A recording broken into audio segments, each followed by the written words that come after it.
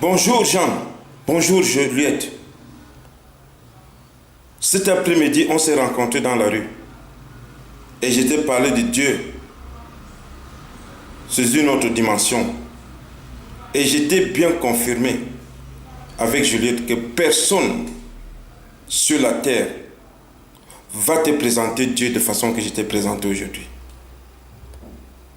Et je te remercie parce que tu as pris le bout de papier avec mon numéro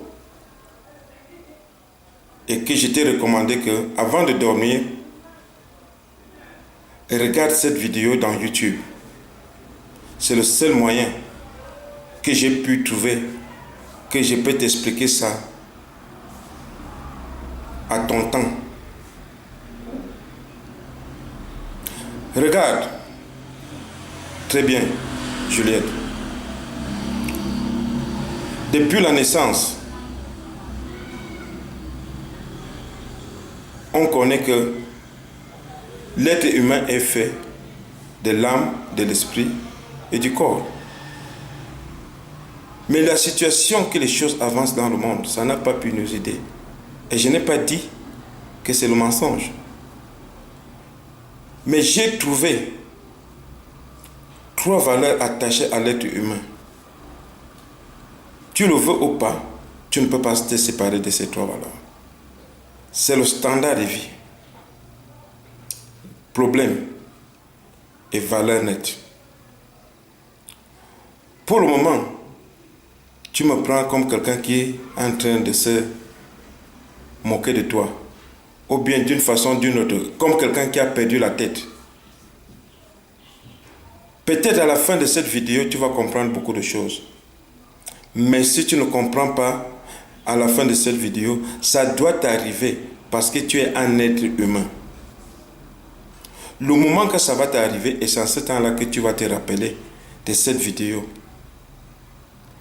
Et tu diras, oh, si je savais, je prenais ça en considération. Regarde très bien. Sois attentif. Regarde ce que je vais te démontrer maintenant. Je vais tourner la caméra vers le tableau. Parce que c'est la seule façon que je peux essayer de te démontrer ça. Pour que vous compreniez.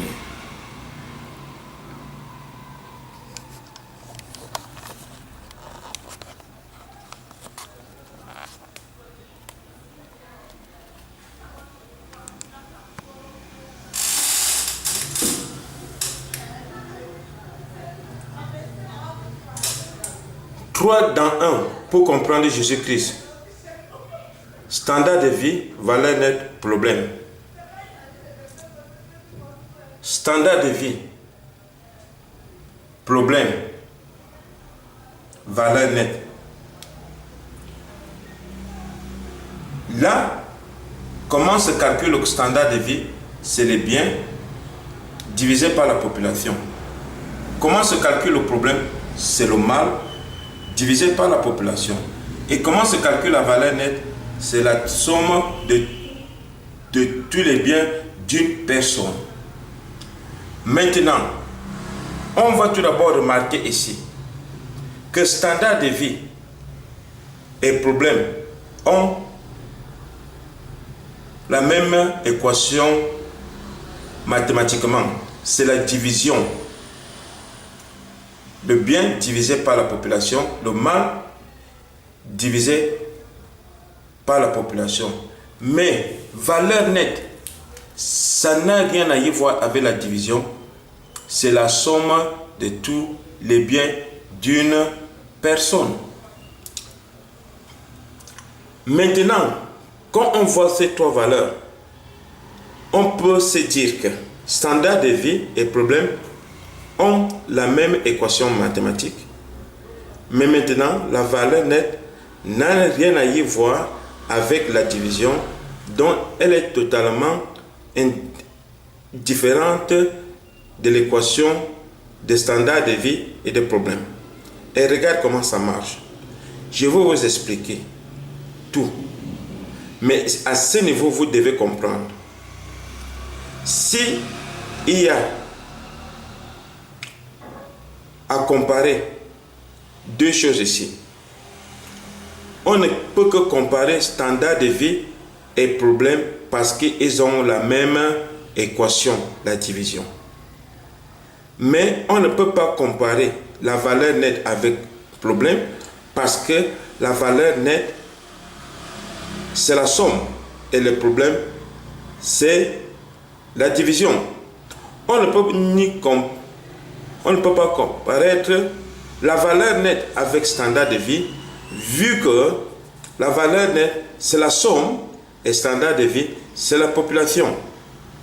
Donc, il n'y a que deux choses qu'on peut comparer ici, c'est standard de vie et le problème.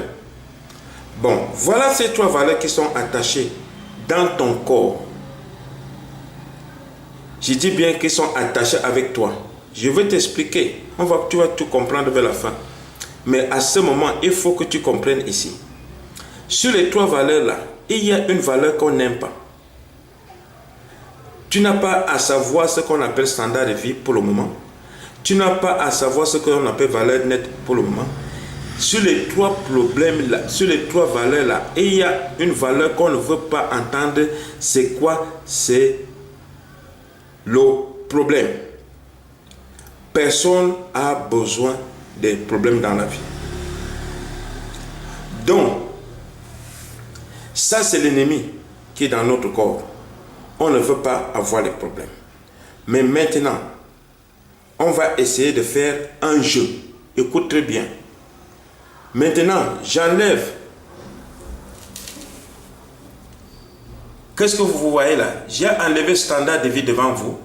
Il reste seulement problème et valeur nette. Est-ce qu'on peut comparer problème et valeur nette? La réponse est que non, on ne peut pas les comparer. Pourquoi? Pour la simple raison que le problème, son équation, c'est la division. Et valeur nette, son équation, c'est quoi? C'est la somme. Donc, la valeur nette, qui est la somme, est-ce que la valeur nette peut lutter contre le problème? Non. La valeur nette ne peut pas lutter contre le problème. Pourquoi? Parce qu'ils ont les équations différentes. Ils n'ont rien à y voir en commun. Maintenant, regardons. Donc, à partir de ceci, on sait que la valeur nette ne peut pas enlever le problème. Parce qu'ils ont les équations différentes. Maintenant, enlevons la valeur nette. Si on enlève la valeur nette, il nous reste standard de vie, qui est la division, et le problème, qui est la division.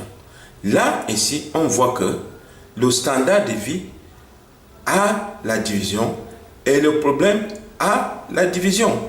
Donc, comme on n'aime pas le problème, donc le standard de vie peut enlever le problème. Le standard de vie est la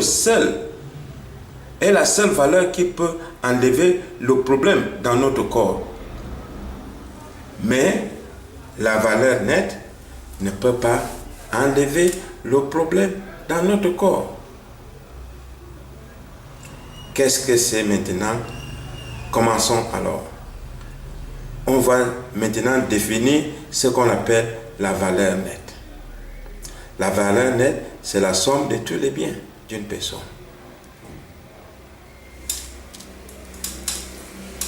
La valeur nette, c'est la somme de tous les biens d'une personne. La personne a les avions privés. La personne peut avoir les bateaux. La personne peut avoir les terrains. La personne peut avoir les trains. La personne peut avoir les voitures de luxe. La personne peut avoir les mansions. La personne peut avoir les business et l'argent dans le compte et l'or. Et tout ça, ça fait des millions. Ça, c'est ce qu'on appelle la valeur nette. C'est la somme. Le plus que tu vois là, ça signifie la somme. Ça, c'est ce qu'on appelle la valeur nette. La valeur nette, c'est ce qu'on appelle l'argent pour comprendre. L'argent, pour avoir l'avion privé, il faut avoir l'argent. Ça, c'est le rêve de tout être humain. C'est avoir toutes les choses que je viens de te citer là. Les avions, les bateaux, les terrains, les trains, les mansions. Ça, c'est ça qu'on appelle la valeur nette. C'est le rêve de l'être humain. La valeur nette. Et là, on revient ici, on revoit que la valeur nette, qui est la somme de tous les biens, on a vu que la valeur nette ne peut pas enlever les problèmes parce qu'ils n'ont pas la même équation. C'est où on dit d'habitude que l'argent ne peut pas acheter la vie. C'est ici que ça signifie. Tout l'argent ne peut pas acheter la vie parce que l'argent, la valeur nette, n'a pas la même équation mathématique que le problème. Maintenant, qu'est-ce que... Voilà, on a déjà expliqué une valeur, la valeur nette. Maintenant, expliquons la deuxième valeur, standard de vie. Standard de vie. Standard de vie. Maintenant, je vais vous amener quelque part d'autre. Ça, c'est standard de vie. La standard de vie, de façon théorique et normale, ce qui doit devenir à chaque citoyen d'un pays se tient par le rapport entre la richesse de toute la nation sur le nombre d'habitants. Voilà l'équation. Si, quand on passe à la pratique, 2 millions pour chaque citoyen camerounais par an, 26 millions pour chaque citoyen français par an, 36 millions pour chaque citoyen du monde par an, 34 millions pour chaque citoyen américain par an, 1 million pour chaque citoyen haïtien par an. Quand on fait le rapport entre ce qu'obtient un Français et un Camerounais, on trouve qu'un Français va nous donner 13 Camerounais. Un Américain va nous donner 17 Camerounais. Un Américain va nous donner 34 Haïtiens. Raison pour laquelle au moins 1500 Africains meurent dans la mer pour aller en Europe. Aucun Européen n'est mort dans la mer pour venir en Afrique récemment. On voit que 3 mois et quelques jours, avec 40 millions de francs CFA, les Haïtiens traversent 11 pays pour rejoindre les États-Unis en risquant leur vie. Aucun Américain n'a traversé 11 pays pour aller en Haïti. Voilà. C'est une idée qu'on peut avoir des standards de vie. Standard de vie, c'est en d'autres termes la richesse du pays divisée par la population. Je reviens encore pour vous parler du standard de vie.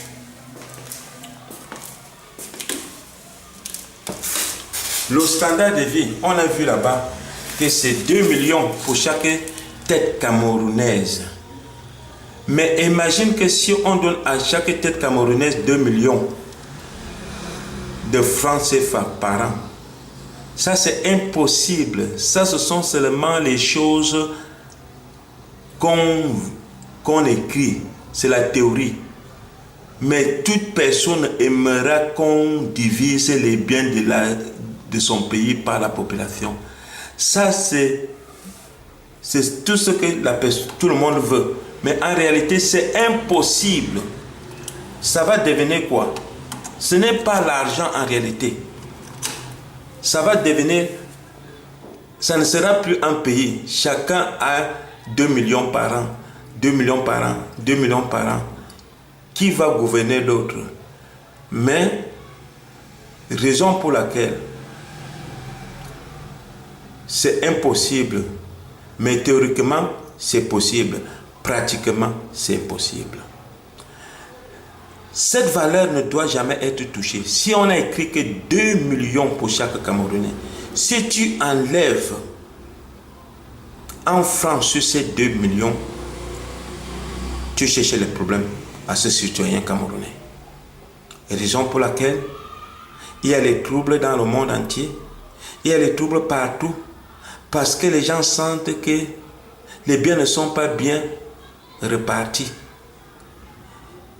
Donc théoriquement, c'est possible, mais physiquement, mais pratiquement, c'est impossible.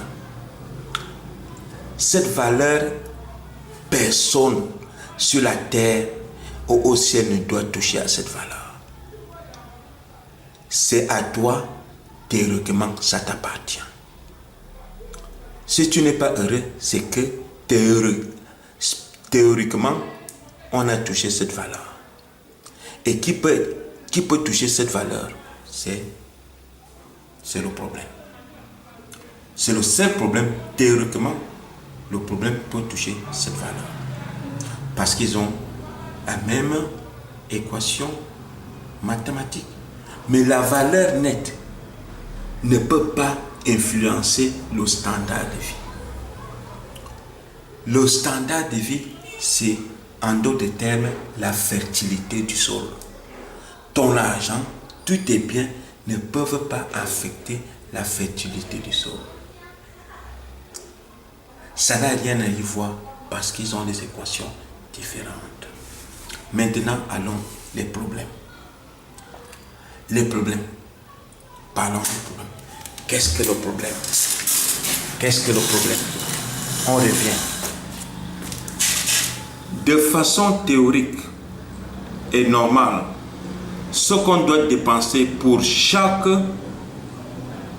citoyen pauvre d'un pays par an s'obtient par le rapport entre les dépenses de tous les pauvres de la nation sur le nombre de pauvres. Je répète encore, de façon théorique et normale, ce qu'on doit dépenser pour chaque citoyen pauvre d'un pays par an s'obtient par le rapport entre les dépenses de tous les pauvres de la nation sur le nombre d'habitants.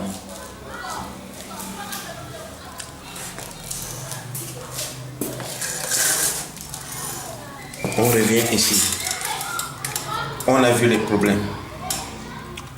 Le problème que je parle ici, c'est un problème que l'argent ne peut pas résoudre. Le problème que l'argent ne peut pas résoudre, c'est ça que je parle. Les maladies incurables. Mais, sur les trois valeurs, quand Jésus-Christ était sur terre, standard de vie avait seulement de nom, mais on ne pouvait pas calculer et ni mettre ça en pratique. Le problème était seulement connu par le nom, mais le problème n'était pas connu par le nombre. La valeur nette, ça existe depuis la création. Donc, qu'est-ce qui se passe ici? Le standard de vie a été mis en place et a commencé à être pratiqué, c'était en 1991. Ça, c'est une découverte que les gens ne connaissent pas. Ça, c'est une découverte que les gens ne connaissent pas. Ce standard de vie nous permet de classifier les pays, comment les pays font bien économiquement. Raison pour laquelle vous avez trouvé un Français est égal à 13 Camerounais. La France fait bien économiquement et les Camerounais doivent aller là-bas en traversant les mers, les déserts et risquant leur vie pour atteindre là-bas.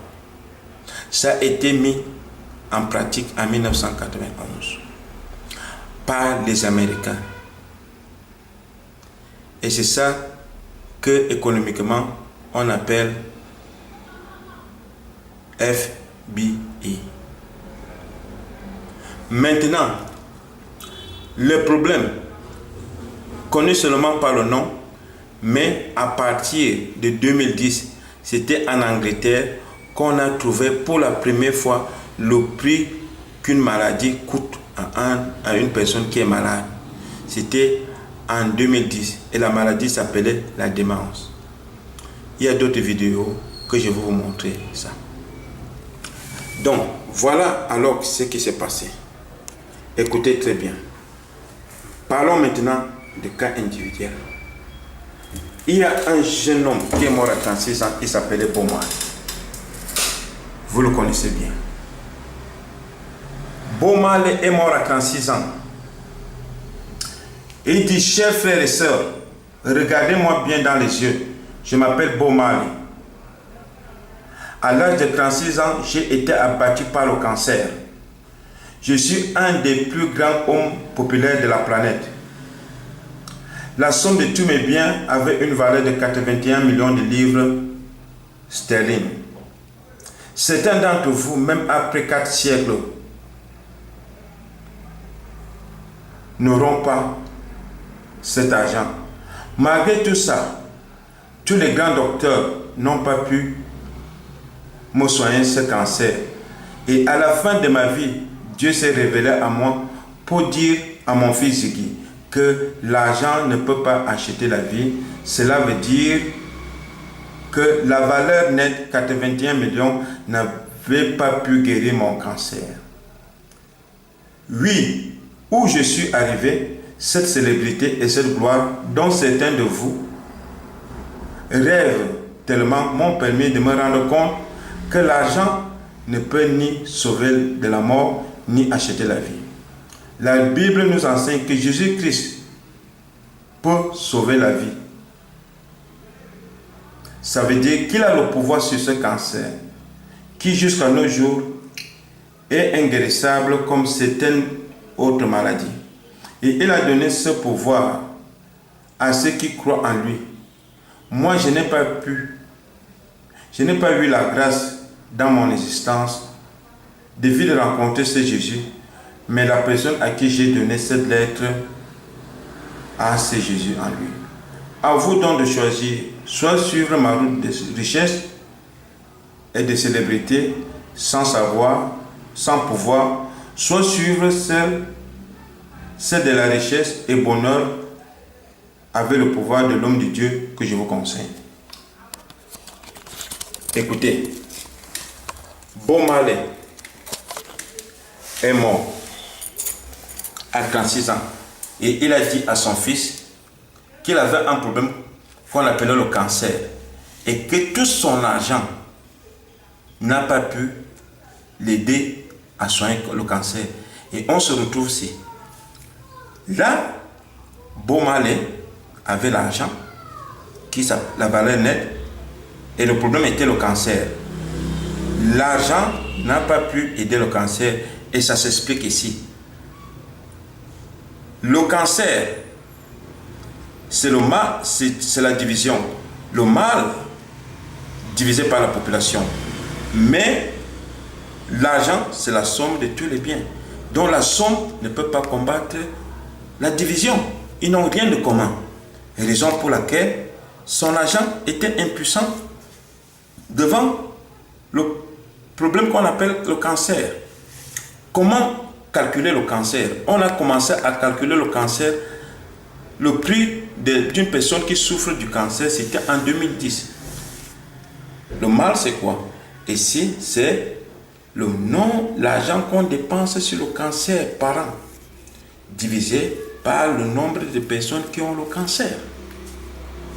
L'argent qu'on dépense par an pour les recherches du cancer, divisé par les gens qui sont affectés par le cancer. C'est ça. Mais ça a été connu en 2010. Bob Marley était déjà mort. Il est mort en 1981. Il n'était pas au courant de ça. Mais maintenant, le standard de vie qui a été découvert, qui a été mis en pratique en 1991, Bob Marley était déjà mort. Donc il n'y avait pas de chance pour Bob Marley de savoir le standard de vie, que c'est le standard de vie qui pouvait lutter contre le problème. Car quand le standard de vie a été mis en pratique, Bob Marley était déjà mort. Maintenant, allons à la deuxième personne.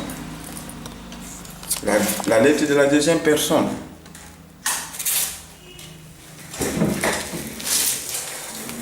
Jennifer Lopez. Chers frères et sœurs, même si certains hommes peuvent aussi être concernés par cette lettre, je voudrais surtout m'adresser aux femmes. Je m'appelle Jennifer Lopez. Vous me connaissez comme l'une des plus belles et plus célèbres musiciennes du monde entier. J'ai dans mon compte 225 millions de dollars. Toutes les filles m'envient. Seulement, elles ignorent que malgré cette richesse, je ne suis pas du tout heureuse. Tous les jours, j'écris une chanson d'amour et chaque fois, je suis invité dans les mariages pour faire honneur au couple. Mais quand je rentre chez moi, je dors toute seule dans ma grande chambre et en grand lit parce que je n'ai personne dans ma vie. Tous les hommes qui viennent vers moi, c'est juste pour une aventure, quelques minutes de plaisir, parfois de la grande curiosité et jamais du sérieux. Cela me brise. Cela me brise le cœur et me rend malheureuse. Je comprends maintenant pourquoi Bob Marley avait dit à son fils Ziggy que l'argent ne peut pas acheter la vie. Et quand je me rappelle aussi du fils de Nelson Mandela, qui était mort du sida lorsque son père était président de l'Afrique du Sud, je constate que la vie d'une personne ne dépend vraiment pas de son argent. Je sais que beaucoup d'entre vous sont dans ma situation de célibat ou alors ont d'autres malédictions qui rongent leurs esprits. La personne qui peut résoudre ces problèmes, c'est Jésus-Christ. Et la Bible dit qu'il a donné ce pouvoir à tous ceux qui croient en lui. C'est pourquoi j'ai décidé de suivre Jésus à travers l'homme de Dieu qui est à ce Christ. Et en lui, je vous conseille, c'est lui qui vous aidera à pouvoir dominer les malédictions au nom de Jésus-Christ. Et confirmez. Voilà. On revient ici. Le problème de Jennifer Lopez, c'est le célibat. Comment on calcule le célibat? L'argent que le gouvernement dépense pour les cas de divorce, divisé par les populations qui veulent divorcer. C'est comme ça qu'on calcule. Ça n'a rien à y voir avec l'argent de Lopez. Jennifer Lopez a l'argent, mais elle a un problème. Elle n'arrive pas à se marier. À cause de quoi? À cause de ce qu'elle a mentionné. Mais on voit clairement que la valeur nette, qui est son argent, 225 millions, ne peuvent pas lutter contre le célibat parce qu'ils ont des équations différentes. La division n'a rien à y voir avec la somme, avec l'addition. On parle encore là, c'est qui? Ronald Reagan, l'homme le plus puissant du monde. Je m'appelle Ronald Reagan, ancien président des États-Unis d'Amérique. Je ne suis pas content des scientifiques britanniques qui ont découvert que chaque souffrant de la démence coûte à l'économie une valeur moyenne de 27 000 livres 672 livres sterling et les accusent ainsi d'être responsables de la destruction de l'économie de l'Angleterre. Mais ils oublient que les divorcés coûtent plus cher à l'économie avec une valeur moyenne de 32 000 livres sterling. Pour empirer les choses, mes collègues américains ont créé un village uniquement pour isoler les gens qui souffrent de la démence. C'est un acte cruel, car si on veut parler des choses qui coûtent l'enfer à l'économie d'un pays, nous tous nous sommes coupables. Ce n'est plus le temps de montrer le doigt à d'autres personnes. Ce qui nous reste à faire, c'est de se donner à l'homme de Dieu qui a découvert que chacun d'entre nous a quelque chose qui détruit